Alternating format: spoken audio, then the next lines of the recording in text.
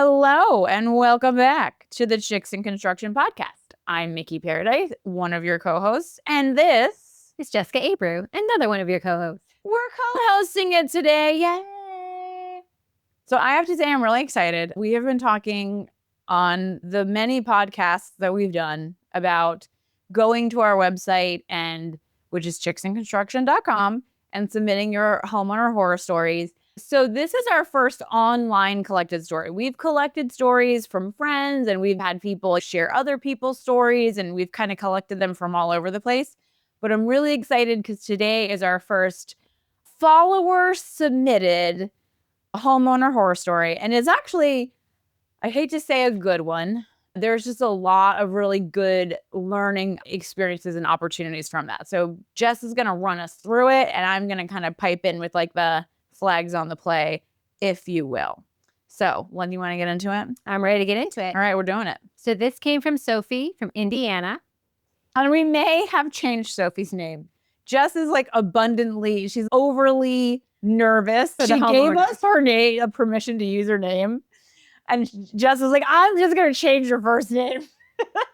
So, you're welcome, Sophie, because caution is our first name here. Just kidding. It's really not. It's not. I just thought there was a red flag on the play. Yeah. I'm going to do that for you. So, Sophie, winky face. It started with what was supposed to be a simple kitchen update. New countertops, paint the cabinets, maybe upgrade the lighting.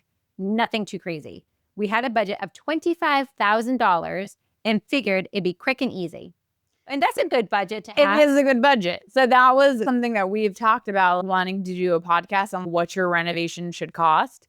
Listen, y'all, I hate to be the bearer of the bad news, but the days of renovating your whole kitchen for $25,000, and that's so much money. Like, please don't get it twisted. I am very well aware that's a crap ton of money. But those days are over. That is now the money for a kitchen refresh. That is no longer, oh, I renovated my entire kitchen for $25,000. That's not realistic. But a refresh that's the perfect budget. So like Sophie was on point with her number. She knew. Unfortunately, she was the only one that knew, and things took a turn. So when her contractor came out, he started pointing out all the things we should do. He was telling us, you really ought to replace the cabinets instead of painting them. While we're in here, we might as well move the sink for a better layout. Ooh. It'll be worth it in the long run. It all sounded smart. He made it seem like not doing these things would be a waste. So we said yes to more than we wanted. So is it typical for contractors to suggest things for the homeowner to do when they're telling him specifically what they want to do? I think typical is, I guess you can't say typical. It's a toughie. When I first read the story, I was like, not like, oh my God, I've done that, but oh my God, I've done something similar, not really knowing. Now, I'm thinking about it from a homeowner's perspective. I come at things and I'm thinking about things from a contractor's perspective, and I'm thinking about things from your budget's perspective. So a lot of times when I used to do residential, or when I have friends, I will only do residential work for friends. And I'm sorry, this doesn't make us friends. I'm so sorry. Friends. Acquaintances? But when somebody reaches out and they're like, oh, okay, so we have these 2 rooms and we want to drywall this room and we want to drywall this room, but we want to drywall it later. I'm always like, listen, I'm just going to give you the facts. And the facts are, when you're doing small projects like that, you pay your guys differently. So it's not an hourly thing. If the project is so small, then there's not enough hours for it to be worth their time. You can't offer them an hourly price. You have to offer them a lump sum. And so when the project is bigger, it might still be the same lump sum. So you literally can sometimes drywall. It doesn't speak for everything, but sometimes you can literally get 2 rooms worth of drywall done for the same price because it's going to cost them the same amount of trips. It's only a few extra boards. And so I'll kind of throw that out there. I'll be like, hey, just so you know, Now, that's not factoring in, okay, well, then if you're going to do both rooms, then they have to have the electric done. They have to have the insulation done. And there's all these other things that go into that.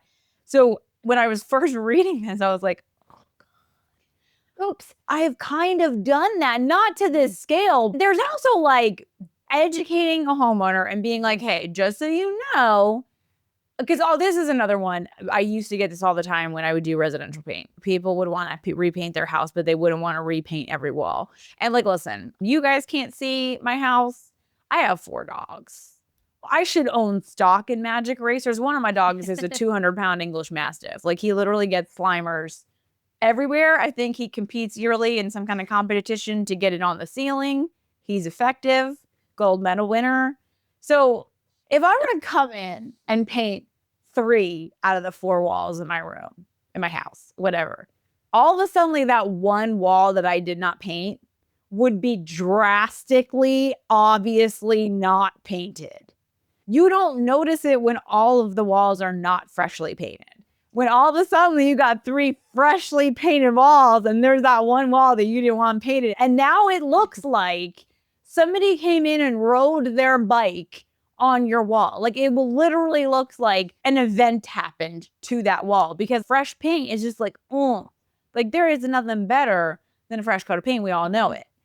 You don't leave just the one wall. You're going to come back to me essentially, and you're going to be like, can we paint the wall? Yeah, I have an accent wall, but not the way that I was. Right. Like, it's accenting all the wrong things. Mm-hmm. I'll always tell people, like, sure, we will only paint the 3 walls, but I just want you to be aware that, like, all of a sudden this wall is going to be a problem. And then you're going to have to pay a different fee for everybody to come back out, because it's based on their trips. It's based on their time. So if they could have just hit that wall and it would have been the same price, but you didn't want that wall hit. Mm-hmm. And so now they have to come out. It's going to cost you $500. So there's things like that that are just practical. But saying to somebody, unless their cabinets were like hanging off the wall, like had really bad scratches or pieces missing right. from them. I mean, I think it's like one of those things where it's like there's a very fine line between mm-hmm. an upsell and being a responsible general contractor to be like, listen, because sometimes it's just like, maybe don't renovate your kitchen right now. Maybe that's the thing. If you only have $25,000 and that's what you want to spend, and as a contractor, you're looking at those cabinets and you're really like, yeah, you shouldn't paint those. And if you don't want to spend more than $25,000, I respect that, but maybe just call me in 6 months or call me in a year. Mm-hmm. And that is one thing. But the other thing too that hit me hard is when she said moving the sink. So I think she gets into it in the story a little bit. And we get more. But yeah, moving this sink for a better layout, when she's telling him I have a $25,000 budget. Right. In my head, I'm like, anything with plumbing is going to be a lot of money. Yeah. And the lighting too. We're about to get into a little bit more of it. But when she started talking about moving the sink, I was like, uh-oh. But here, do you want to continue on, Jess? What's going to happen. And yeah, anytime we were going to move a sink, I'm like, that's all the plumbing. That doesn't sound your good. $25,000 just went to your plumber. Yeah. So she says, that's when things really started unraveling. As soon as they started demoing the kitchen, problems kept popping up. Electrical was a mess. Apparently, whoever built our home didn't do it right, and now it had to be brought up to code. Then it was the plumbing. Pipes weren't run correctly. Things weren't vented right. More time, more money. Okay, so when I read that, I was like, wait a second. Okay. First of all, it depends on when your house was built. In North Carolina, they changed the code every single year. And here's the thing about when he said moving the sink for a better layout. You move that sink, you're pulling permits. You're moving pipes. And here's the thing about moving anything. You're not just replacing a sink. You're moving it. You're putting in new plumbing pipes. Anytime you have to do that, you have to update whatever was in there to current plumbing standards. It's like one of those tricky things where if you just had $25,000 and you just paint your kitchen cabinets, and maybe you got a little black backflash situation, and maybe you got some new countertops, mm-hmm. and maybe you got like a new fancy microwave, $25,000, chef's kiss, everybody's good. But you move anything, and now all of your plumbing has to been brought up to in that area to code. So you're talking about taking out entire areas that you never even intended to touch. Same thing with electrical. I don't know. I could call this lady and be like, hey, let's talk.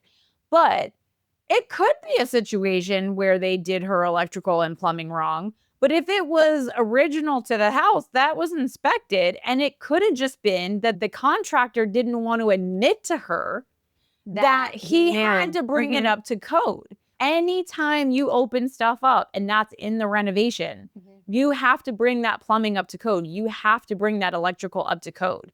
And so I highly doubt things were done incorrectly. It's just that he didn't admit to her, as part of the upcharge that I sold you on moving the kitchen sink, to put everything up to code. We're going to have to do it. Because any solid contractor is going to tell you, hey, listen, if we start moving things and we're putting in new plumbing and we're putting in new electrical and we're putting in new all this stuff, everything has to be brought up to code in this room. That is a huge expense, And so that's one of those things where it's like when a GC's honest and they tell you that, if that wasn't in your budget, it's either, okay, we're going to put pause on this and come back, or, okay, we'll find the money. But this lady didn't even want that.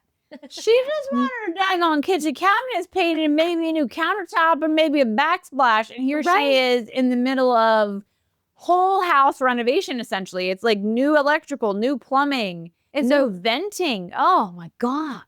It is so much stuff. And then she goes, suddenly there were different guys in our house all the time. We never knew who was showing up. And they take these long smoke breaks right outside our door. The smell would drift into the house every single day. We couldn't get away from it.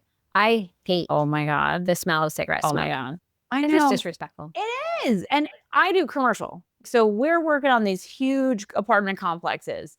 If I catch my guy smoking in a building, they're off the job. Don't come back. No talkie-talkie. We're not friends anymore. Because it's even in that setting where this isn't somebody's personal home, it's an apartment unit. I've never had a guy smoke in like a painted unit. Like nobody's gone into a finished unit and painted it. They'll smoke in it when they're like the framing phase or they're hanging drywall. Absolutely not. Even that to me is completely unacceptable. In a residential situation, that is so disrespectful on so many levels. I've actually never met a really horrible Karen, but I have met a horrible Carol before. I've met a horrible Carol. So I don't know if I'm being a Carol, but no, I would chase them off my job every day. Well, it probably would delay the timeline a little bit, but it seems like it didn't really make a difference. No. We're all in agreement that the smoking is just absolutely horrible and just disrespectful and rude. And it's 2025. Like, if you're still smoking cigarettes, I don't know what to tell you. Like, come on. Come on. It's just going to kill you. Yeah, it's on the package. Okay? They put it on the package. Okay. So then she says, and the kitchen, a disaster zone. We had to eat out constantly or try to make do with a little hot plate in the laundry room. Oh my God. We started putting groceries in a cooler because the fridge had to be unplugged and moved. It was chaos. The money disappeared fast. What started at a $25K turned into $50, then $60, then $75,000. We didn't have it. We took out a loan to pay the contractor, then another just to buy food. I cannot even imagine. This is literally what we say when we say homeowner horror stories, like a literal horror story. When I was reading this story, I was like, what's funny, not funny, like funny for lack of better words, about this story in comparison to the first one that we did when we were at Hydro Block. They were like, this is the budget. And every time the GC came and tried to change things, they were like, okay, well, if that price has gone up, then we need to reduce something else. And that kept making the GC mad and kept making the GC mad because they were reducing things, because they're like, the budget is the budget is the budget. They were living and dying by that budget, and it was making the GC mad because they weren't able to pull off what these guys did. First of all, how did we go from $25,000 and knowing that we were just getting our kitchen cabinets painted to did the GC say, oh yeah, we can do all these things for $25,000, and then it was $50,000, and then it was $75,000? I mean, that is insane. I'm assuming that every single time they had to upgrade something, he's charging them a premium price. Yeah. Because they have to do it. He's not like hey, when we move this sink, it's going to require us to bring all the plumbing up to code, and that's going to cost 10 grand.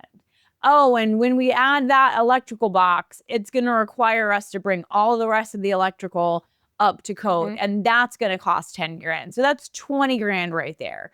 Oh, and instead of painting your cabinets, we're going to order new cabinets, which is going to be painting your cabinets would cost $7,000 to $10,000. Believe it or not, it really is that much, just if you're using like a good quality painter. I think this is like the quintessential story that we get, or that I hear. This is the story that I hear the most. You know, the mold story was an extreme story. The story about with the person that they didn't pull the permits when they go to sell their house, they can't use the room in their square footage price. That's kind of a more extreme story. But this is like the most common story of, we hired a contractor, they came in. In this case, the upselling to me is the part that is like, I think if you know what your budget is and a contractor's coming in and you're not asking for something crazy. Like, you don't have champagne wishes and caviar dreams on a Chevette budget. You're like, hey, I understand that I don't have enough money to fully renovate my kitchen, but we want to paint the cabinets. We want some new countertops. Probably saw that on one of the responsible HGTV shows out there, which is great. So you knew what it was going to cost. I think like the first major red flag is them not respecting that. It's one thing to be like, hey, if you moved your sink, but it's going to add a lot to the budget. I've come across a lot of houses that the layouts, you were like, was the architect drinking? Like, we renovated a house in Youngsville. We called it the House of Many Doors because, to be fair, it was like the oldest house in the town of Youngsville. It was the first house when the town was incorporated, the first house on record, because it was that old. It had just been there the whole time. We think it had many additions. And I think back in the day, they were all about separate doors. And but like, you walked into the house and there's a room and a door and a room and a door and a room and a door and a room and a door. So we opened it all up. But it's like, you knew that doing that was going to mean we were going to change all the electrical. We knew that doing that meant we were going to have to change all the plumbing. We weren't even remotely under the impression that we were going to be able to leave anything in place. So I think that major red flag is like when a general contractor is giving you recommendations that are way outside of your budget. It's one thing to be like, hey, painting those cabinets, they're not in the best condition. I don't think you're going to be happy with the outcome. But be aware that if we were to do brand new cabinets, it's going to add $20,000 to your budget. So you just went from $25,000 to $45,000. Or, you know, whatever. It might not have been that much of a jump, but maybe it was 10 grand. Because you can get some pretty builder basic cabinets probably for 20 grand. Well, I don't know, with tariffs. The thing is, like, a builder giving you recommendations and giving you that price increase is one thing. A builder not being straight up about, hey, we're going to give you these recommendations and you're going to love it. These are great ideas, but we're not being honest about how much more it's going to cost. I can all but guarantee you there was nothing wrong with Sophie's electrical. It was just the way the electrical was when the house was built. And there was nothing wrong with Sophie's plumbing. It's just the way the plumbing was when the plumbing was built. And the general contractor wasn't straight up like, hey, if you take off my great suggestions, it's going to increase the price, which is going to increase how much money I'm making, which is why I'm making all these suggestions. And now we're taking out a $75,000 loan, and God knows if you're able to recoup that money. Especially, I think she had mentioned something in there about there being weeks on end that there wasn't even anybody there. Oh, we haven't even gotten to that. Oh, God. So there's more. There's more. So they got the loan to pay the contractor and buy food. She said, and after that, there were weeks when no one showed up at all. No updates, no returned calls, just silence.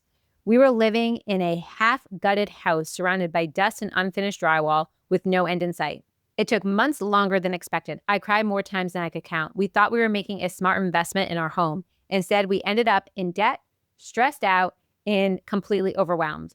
When you have a contractor come into your house and you tell them, this is my budget, this is what I want to do, and like he gave the suggestions, shouldn't they give you your contract with those new suggestions and the pricing of what all those things should be? Here's like what Sophie would have done differently if she had known is, okay, well, price that out. So new cabinets, price that out. The one thing I think that they would have gotten her on no matter what is if they weren't being honest about, if we move that sink, we're going to have to update all your plumbing. They would have been like, oh, all this plumbing is so bad. We got to fix it all. And so that's where trying to find in your resource pool somebody who you can talk to. So maybe it's an attorney. So like we've talked about this a lot. Maybe there's a point you need to involve an attorney. But even with a friend of mine who did a renovation recently with a contractor that I recommended, I cannot believe the guy had the balls to screw her over knowing that I know where he lives. This guy has a set on him. But he would just come out of the woodwork with stuff because she was my financial advisor. She doesn't know. She was trusting and she was putting a lot of trust in the things that he was saying. The point of it is, if something is going to cost you money, you want to be like, hold on a second. Is that because there actually is something wrong with my plumbing? Or was that always the rule and you didn't tell me that? So number one, everything in a contract. So if he talks you into changing out your cabinets, you're with new cabinets. Okay, what's that going to cost? Put that in the contract. Because there's the thing too, the more that I'm thinking about it, because I was recently had a super fun little call with my lawyer. If they put in the contract, right, that they're going to move your sink, then they got themselves, because a construction attorney is going to be like, oh, well, they may not have told you that they had to bring the plumbing up to code. But they knew. But they knew. And by them putting in the contract that they were going to move your sink for this price, that's the price. I have been doing this for a long time, not necessarily GCing, but working in construction for just a stupid amount of time. So many people don't want to do a contract. They will run from a contract. If you are somebody who's like, we're going to put it in writing, we're going to get a contract, all the pieces are going to be there, and a GC is like, run, don't walk. It could just be they're old school and they're not used to contracts, but like, you don't want an old school. You want somebody who is going to be upfront and honest and protects yourself and is fine with you protecting yourself from their little shenanigans. My spidey senses are like, here is the deal. The whole plumbing and the electrical thing was always going to get her, because if there was no contract, which I don't think there was, he would be able to say, oh, there's this thing wrong. And I do think if you're kind of getting to that point where the number is going up, they're not showing up like they say, and you're just feeling like, I'm not really getting what I'm paying for here. I think always try to bring somebody else in, whether it's a friend of the family or a contractor that your friend highly recommends. I had a situation where my neighbor, and it was really sad, her parents passed away and she got like $50,000. They have like one of the cutest houses in the neighborhood. But like our neighborhood's like this really weird mix of like, it's old houses mixed with the mini mansions, because we don't have an HOA. So like the builders come in and they clear cut a lot and they'll split it and put like 2 or 3 mini mansions. And then there's just like our house. And I'm like, remember, we were here first. So don't come here complaining about all the trash on the side of my house. Because listen, we got a lot of construction equipment just hanging out in places. We were here first. However, these people, they have like the nicest yard in the neighborhood. I was walking my dog and she was like, hey, can I ask you a question? And she kind of told me about this experience she had. And I had a friend come in and look at the cabinets. He was a cabinet contractor. He came out and he looked at the cabinets and he actually priced the exact same cabinet, the exact same layout, what it would have cost. It was like a galley kitchen. It was like a tiny. It was the tiniest little thing. And I want to say they charged her $40,000. Oh my and God. he came back and it would have been 12. And that was very helpful because they actually did end up suing the GC. But that was helpful in that whole process. But it would have been more helpful before. When you're in a situation and you're just feeling like, you're saying that we have to upgrade all this plumbing and the inspector is saying that we have to upgrade all this plumbing, but is it because there's something wrong with the plumbing, or is it because it was always going to have to be upgraded? Or that might not even be something that your mind is thinking. Because again, I'm thinking from the mind of a contractor and you're thinking from the mind as a homeowner. You're have like, no idea. No idea. But like when the spidey senses start tingling, I think it's a really good idea to bring in somebody that you know, or somebody that you know trusts, to be like, can you just give me like a second opinion on this whole thing? Because then you have a lot more information to go back to the contractor and be like, well, actually, I talked to a friend of mine. Turns out you knew that if you were going to move my sink, you were going to have to upgrade all of my plumbing. And there's nothing wrong with any of this plumbing. It's just original to the house. So no, I'm not paying for that. You should have put that in the price and that kind of thing. And that's where having that contract really comes into play. If you're spending more than like $2,500, maybe $5,000, you want something in writing. It needs to be in writing. And clearly what the expectations are, like what is going to happen? When is it going to happen? What am I paying for? What do you as the GC expect me to do? What do I as a homeowner expect the GC to do? That all needs to be in there. That contracts are a huge part of what I do. So in the multifamily space, we're dealing with multi-million-dollar contracts. So I'll turn in a proposal that has every single thing I have put in this proposal. Like, we're hanging the drywall this way. We're painting the drywall with this. We're using these wall systems. We're using these screws. I will even put in what our screw pattern is going to be. I will put in what date the plans were marked, what set of plans we use. There's so much information that goes into the proposal that I turn in. And then they turn around and they hit me with a 90-page contract. And a lot of people don't read those contracts. They don't go through those contracts. But I'll tell you what, I know every one of my contracts front and back. And I've just recently had a situation where one of the GCs was like, well, you need to paint that. And I was like, don't you remember when we negotiated our contract and that was excluded? He's like, no, it wasn't. And I was like, oh yeah, page such and such, subsection such and such, section 245 reads specifically excluded. I'm a real stickler about the contracts. In commercial construction, we live and we die by contracts. And so I don't think it should be any different in residential. We went to an event and this CEO of a bank, or COO, she was a C in some letters of a bank, said, FO. Being clear, which CFO? I believe so. Okay, CFO of this bank said, being clear is being kind. Being really clear about your expectations, your general contractor being really clear with you about what they plan on giving you is being kind.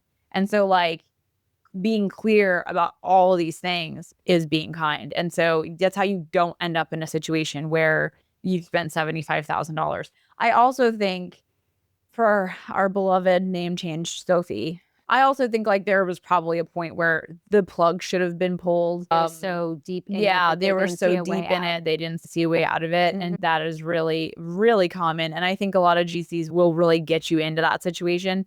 My Pilates instructor is in the middle of a kitchen renovation right now. And they're doing the same thing where it's like a week will go by and nobody will come. And I'm just like, if a week went by and I didn't show up on one of my jobs, I'm in contract violation. They're replacing me like that. And so again, contracts. And don't give them money like way ahead of time either. Oh yeah. Then another one. Yep. Deposits are a big thing. I have very strongly held beliefs about deposits, and I don't know that all GCs, we're actually going to have a GC on the show in a couple of episodes, but I don't know how all GCs feel about this, but I feel like the safest way to go about deposits are in escrow. I imagine that a GC would find that to be very annoying, but it's that level of protection that you have. You're saying, hey, I have the money and I want you to know I have the money and I want you to feel safe knowing I have the money, but I'm not handing you the money. Because I want to make sure you're going to do the work for me. Sure you're going to do the work for me. Like putting the money in escrow and there being an agreed upon process of pulling that money out. Like we've talked many times, like a friend of mine owns an HVAC company and they have to buy those materials in advance. Like sometimes it could be 6 months in advance, depending on what's happening in the industry. Okay, so we have an escrow account. The money's in the escrow account. You have an invoice. You send that invoice. It gets paid out of the escrow account. I feel like that is the solution to all of these people paying these ridiculous deposits and then not getting what they need. If you still hold the money and homeboy hasn't showed up for weeks upon end, like what happened to Sophie, okay, well, I'm deducting this time as many days as I don't have access to a kitchen and I have to spend money on to-go food. I'm going to deduct that from what I owe you. And when you still have the money, you still have the power. And so that's where I think really that exchange of money is it's really important. It's weird because like I'm a stickler about getting paid, but I do my work. I do my work and I get paid. I don't want to say mess with people's money. I'm not about that. But if the work is done, pay the bill. But if the work is not done, don't pay the bill. Like it seems like common sense. It seems very common sense, but I think a lot of people get, like my friend who had the renovation, he came to her and said, oh, this other general contractor or this other project we have didn't pay me and now I can't pay my guys. And she felt bad for him. So she paid him in full and he literally never came back. Like the next day, he went to the City of Garner Inspections Department. And this is illegal too. He got himself in a lot of trouble. You can't, as a GC, you can't pull your license off a project until it's been inspected. But he had a buddy inside the city, the town of Garner. And so she gets an email, because it's all automated, that his license has been removed from her permit. And she's like, what? Mind you, she just paid this guy in full. He went the next day to get that license, like his license removed. And she actually had gotten the number of one of the inspectors, called the inspectors, like, is this normal? The inspector was like, absolutely not. I think that person in the town of Garner got fired. Well, shit. His license number got put right back on that permit, and then just the world exploded. Like this, I need to have her give me permission to tell the story, because it is nuts. This woman, structurally, her house is not sound. He did so many things. So again, and then contracts. Escrow. Don't pay for work that hasn't been done. And don't pay for work that hasn't been done to your satisfaction. If you feel like, yeah, you sanded my hardwood floors, but it looks like an ocean, no, I'm not going to pay you for that. You have to understand that the money is the most important piece here. It'd be great if we could just rely on people to have integrity, and it would be great if we could just rely on people to do what they say they're going to do. But even the nicest people, I just am dealing with this in my own business. They just don't. The money is where everything comes down to. And when you still have somebody's money, they're still going to show up. And so until you are fully satisfied with that work, you got to keep a little bit on the bone. It has nothing to do with money or anything. Is that she didn't know who was showing up at her house or when. Yeah. And I have small children. Yeah. And so I assume that other people have children, or even if not, dogs, pets, anything. I'm an anomaly here, Jess. I don't want to make it Most people have kids. I just have these dogs. Even if my kids weren't home and it was just me. A new person showing up every day is so creepy. You're who are you? What work are you supposed to do? Yeah. Is there a way for the general contractor, because I know they have to subcontract out. Yeah. Is there a way so that you know who's coming to your house, their name, so that you're not just opening your door and somebody off the street is coming in and is wow, I see that you're having work done. So I'm here to do the work. I'm so from such and such. But I'm going to murder you instead. I've seen that actually done a couple of ways. One, I think a responsible general contractor will introduce you to their team. And that doesn't always stay. Listen. Have I replaced a painter mid-contract? You know I have, y'all. You know I have. Has it happened more than once? You know it has. You know it has. But the attempt is, you have a team that you work with, and this is your go-to plumber, this is your go-to electrician, this is your go-to painter. Apparently, I don't know what I'm talking about. But I think I kind of do. I'm like, listen, GCs of the world. I realize that hiring somebody to be a project manager costs money, but also getting sued or going out of business because you did such a bad job and you had such a crap reputation, that also costs money. So like, can we weigh which costs more? Having a project manager that's like, hey, the next phase is paint. These are our painters. Whoever is going to show up tomorrow. Or At a fun time. I'm going to meet him on the job. I'm going to walk with him so he understands what the expectations are. That should be definitely happening regardless. Even if it's the GC that's doing that. Subs should not just be showing up at your house, be like, so, somebody said there was a hole somewhere? Like, absolutely not. Red flag. The other thing that I've seen that I think is really cool, but I don't know how much this costs, so I can't speak to it, but like my HVAC that services my house actually has an app that will send me a picture. So it's really cool. When Joe was on his way to my house, also my nephew, so I know what he looks like, but it's cool that they have... But there's apps that contractors can have. And I think that might be more in the repair, like the plumbing, the HVAC. But it's not a bad idea for general contractors. When I had my very brief parlay, if you will, I don't know if that's the right word, my romantic relationship that ended very briefly with being a general contractor. One of the things that we did... You're still a general contractor. You mean I'm technically a general contractor still. I just don't work with homeowners. When I started it, we had this idea. It was being very clear with who was going to show up. We would put together a digital book of like, hey, this is your electrician, this is your plumber. And it was kind of like, hey, things might be subject to change, but if they are, it's all within Canva. So we could just swap out the picture and send you the new one, update you. So then people knew who was coming to their house. I think that's smart. Seems like very basic. But again, I don't know of any general contractors that actually do that.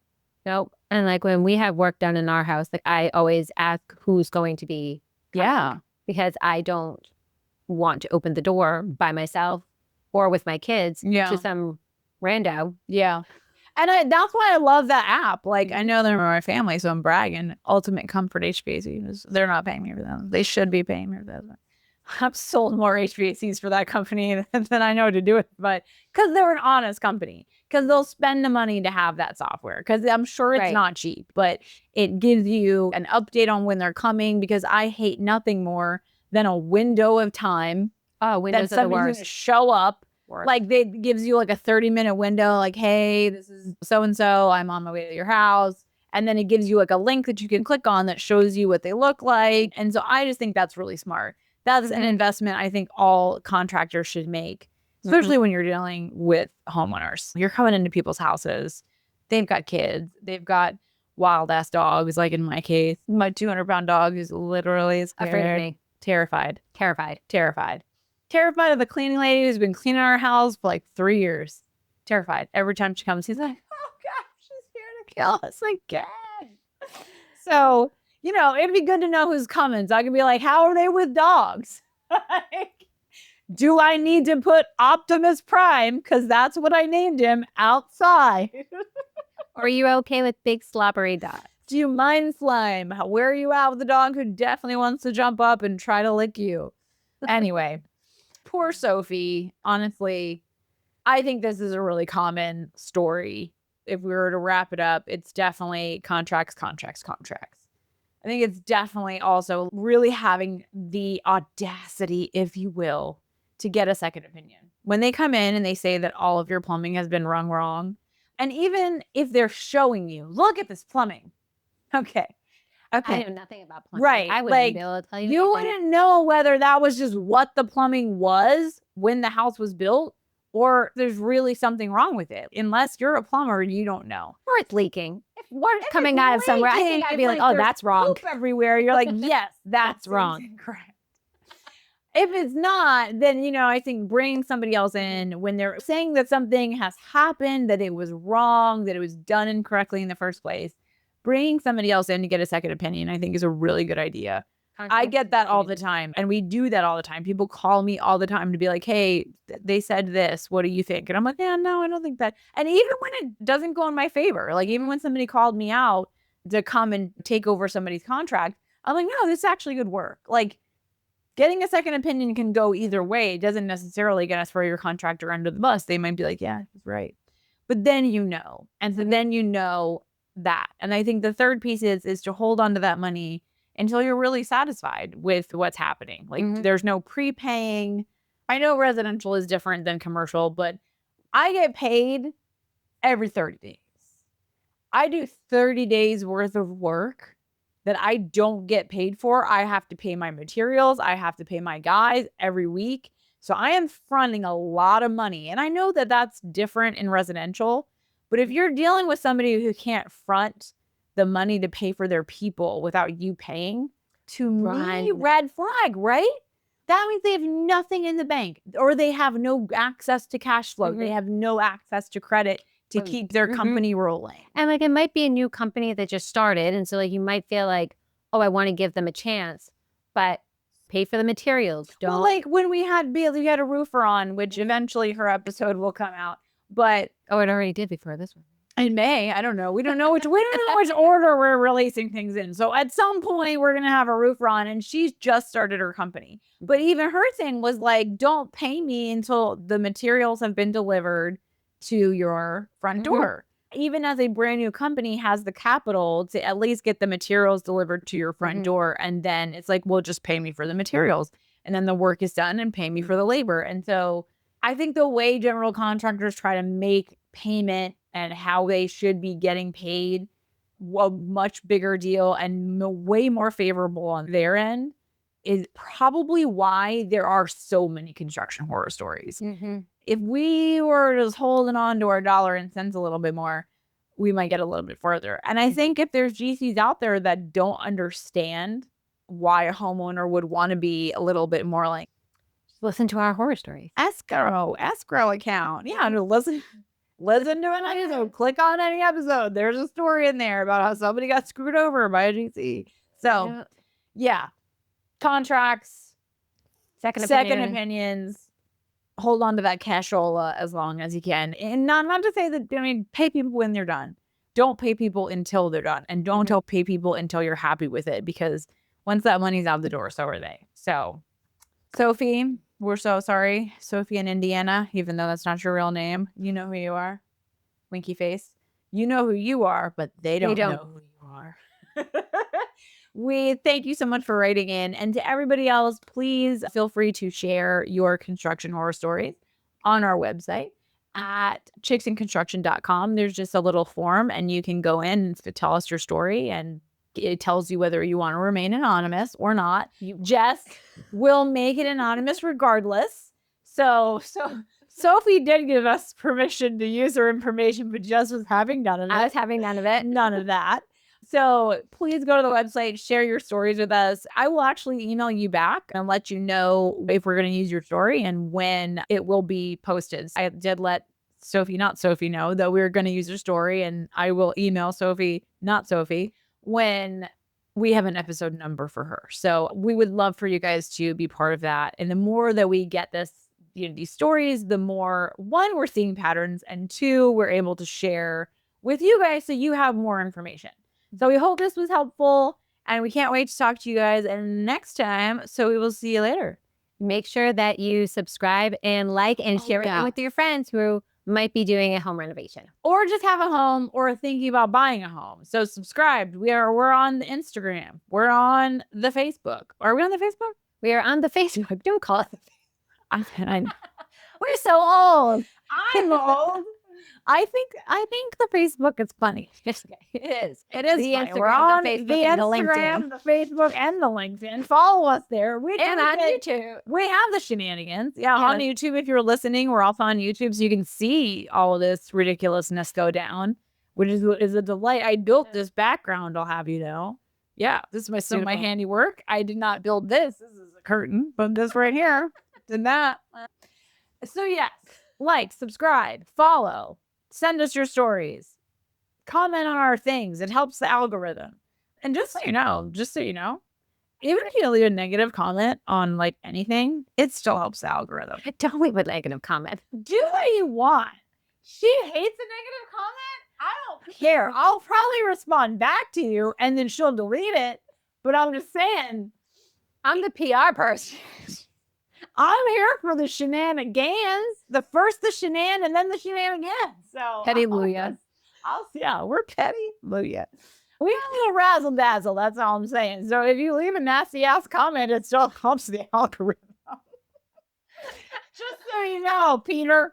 I don't know. We didn't have anybody named Peter. That name came to mind. And honestly, it came from Family Guy. So we're not hating on Peters. We got to wrap this up. It's getting ridiculous. Love you guys. And we'll see you on the next one. Bye, guys. Bye.